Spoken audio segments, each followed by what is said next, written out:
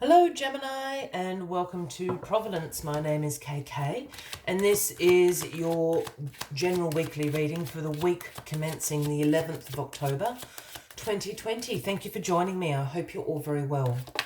Once again, this is for the Gemini collective, Sun, Moon, Rising, Venus signs of Gemini, as well as the cross watchers. Everyone is most welcome here. And as always, please be reminded this is a general weekly reading and to only take what resonates with you and leave the rest for somebody else out there in the collective. And your card here, the Lovers, Gemini. This is you. This is love, harmony. This is relationships. This is about your values, your beliefs in alignment. It's certainly your reading with your card bang smack in the middle of the reading. So let us get the rest of the cards on the deck, Gemini. Let's find out what this harmony, what this alignment, what these relationships, partnerships in your life hold throughout this week for you.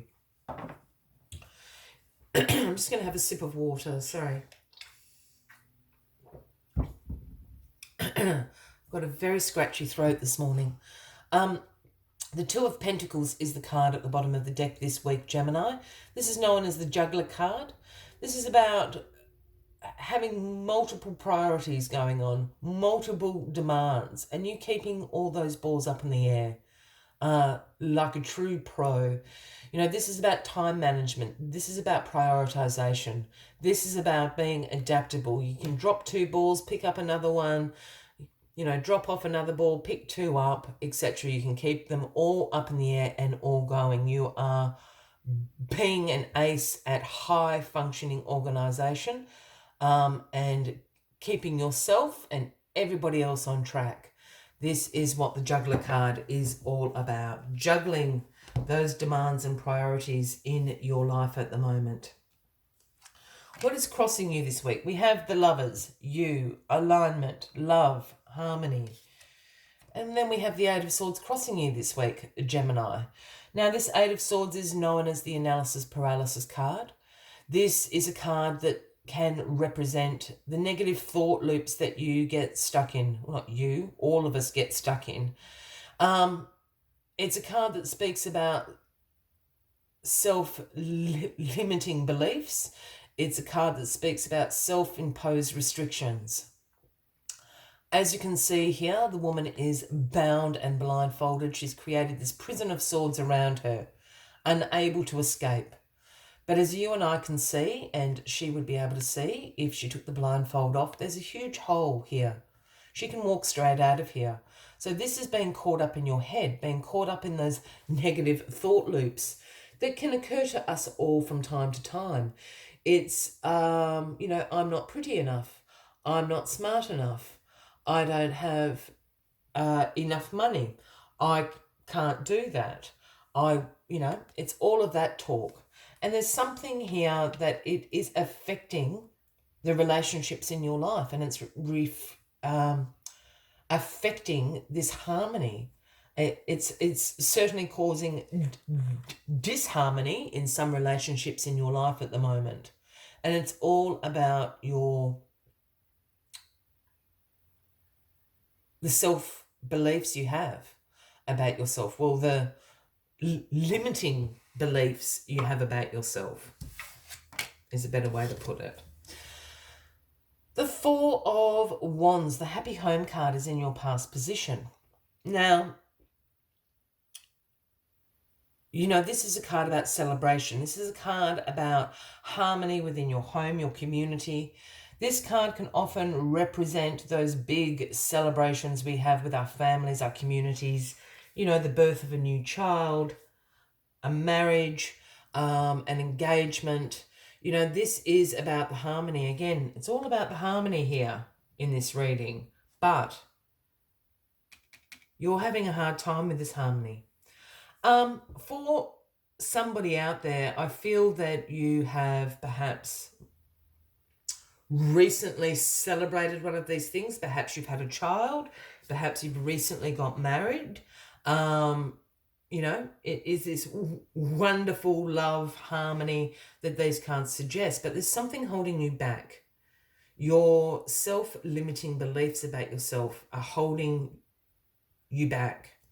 For other people, this is a similar thing, but I feel this is, it's just all about this harmony. If you've got too much going on here, Gemini, there's something really holding you back from embracing this harmony in your life at the moment. And it's you. You are holding yourself back. But let's see if we can work out why. Well, there you go. That's what I was struggling with. The Six of Swords is in your grounding position. You're going through a transition at the moment. The Six of Swords is a card about change. It is a card about almost a rite of passage in your life. It is this transitional phase. This card also suggests to release the baggage, release these self-limiting beliefs that you have about yourself. We can see here the woman and the child in the boat. They're actually fleeing, but they're going to a far better place.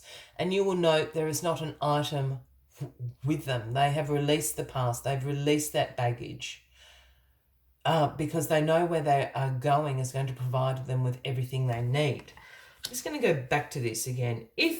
And I feel that I'm speaking to someone very specifically out here, Gemini, I can see a new baby. And while this is a wonderful occasion and you are swelling with love in your heart, I think there's something about I can't be a good parent. I don't know what I'm doing. I blah, blah, blah, blah, blah, blah. This is a transitional phase.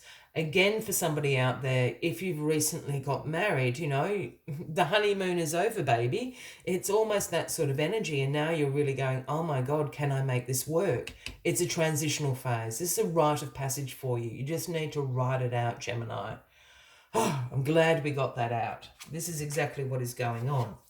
The High Priestess is in your crowning position this week, Gemini. This is the Pisces card, if that resonates with anybody out there. And the High Priestess is all about your intuition, the subconscious mind. The moon here sits at her feet. She holds the sacred scrolls of knowledge in her hand. She is the seer of the tarot. The High Priestess works in the realms of your dreams in particular. So I always say to everyone, pay attention to your dreams when the High Priestess appears. She's trying to tell you something. She's trying to download information to you from the universe. And it's often through our dream realm that the High Priestess works in. It's sacred knowledge that she's trying to download to you. It's very spiritual knowledge. Either you know the High Priestess as a Pisces, which I really say Gemini, but I can actually see somebody. They're going to download this great amount of information to you, and it's in regards to this rite of passage. Yeah, it's going to happen quite quickly. You're going to get out of this over-analysis paralysis quite quickly.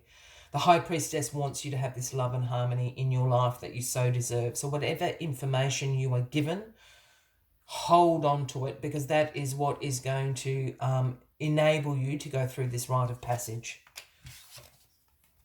The 10 of Swords here in your outcome position. Now, I know people don't like seeing the 10 of Swords, and I flipped it over and went, oh my goodness, Gemini. However, as soon as I did that, I saw what this is about. So the 10 of Swords does signify a painful ending. It can absolutely signify some really deep emotional wounds that you're going to have to recover from. It can reveal a loss, a crisis. There's two things going on for me here. It is a dark night of the soul. As you can see, the card is very graphic.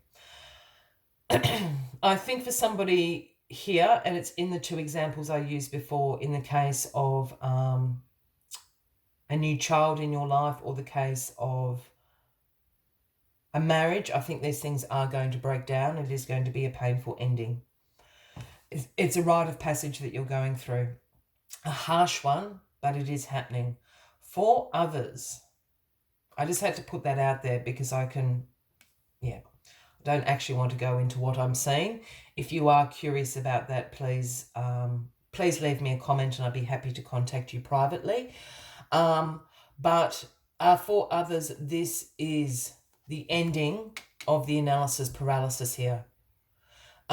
This is a moment, because in this particular image, I'm always drawn to this yellow strip here. And for me, this is a new day dawning. This is the end of your worries. Whatever information you get from the High Priestess here is going to relieve this situation. And that's the first thing I saw. I actually saw you fall to the ground, however, picking yourself up, dusting yourself off and getting on with it. This is almost, this Ten of Swords can speak about the climax of a crisis, and I feel that's what this is in this reading. You know, it's going to reach its climax. You know, you are going to be down on your knees in exhaustion. You get the information from the High Priestess. You get up, you start your recovery. This is now over. And I'm pointing to this Eight of Swords energy is now over. That over-analysis will be done. It is the finale of it, and you can pick yourself up because you will have transitioned to the place that you need to go. Oh, goodness, Gemini. As always, I'd like to take one final message, just to summarise the weekly readings for you. I'm sorry if that felt like a very laboured reading. I don't actually normally see the visuals quite so strong, and that's what I was trying to struggle to interpretate for you. Interpretate. I don't know where I just made up that word. Interpret for you. But let's get this final message out for you. Okay, there it is. The Lizard Spirit. It is the number 38. And the message that Lizard Spirit brings is dream the world into being. Dream in the world to being. It's the start. It's a new dawn. It's a new day, as the song goes. Dream the world into being. Let us see what other messages Lizard Spirit has for you this week. Lizard Spirit appears when you are called to let your imagination flow and dream something new. Inspiration is available to you now if you are willing to slow down and let your eyes close a little, allowing ideas to dance in your head. What might come into being if you were to pursue a dream? How might you grow and expand if you allowed yourself to dare to believe in the impossible, making it possible first in your dreaming mind and then in the world as you co-create with the universe? Give in to the power of imagination, and soon your dream will appear clearer and the steps will reveal themselves. And what was inferior will begin to come into form. Dream it and be it. The universe asks you to dare to dream big. I will leave you with that as the final message of the week, Gemini. I wish you a fabulous week ahead, and I do look forward to seeing you all next week. Until then, much love and light from me to you. Bye-bye.